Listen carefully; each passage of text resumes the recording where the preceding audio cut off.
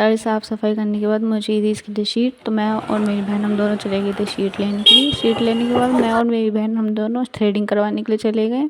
Threading पहले मैंने करवाई, फिर मेरी बहन बैठ गई थी अपनी थ्रेडिंग करवाने के लिए। उसके बाद घर आने के बाद हम लोगों ने पहले हाथ गर्म करे, फिर लग गई मैं अपना काम करने के लिए। एक एक करके मैंने सारी शीट को बराबर करके लगाया और जितनी भी एक्स्ट्रा शीट थी उसको मैंने कट किया।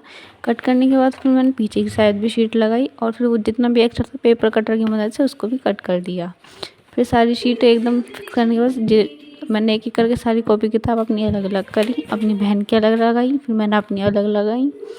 ये सारे काम करने के बाद फिर मैंने अपना बॉक्स लगाया ठीक तरीके से, क्योंकि इसमें सारा सामान फैल रहा था।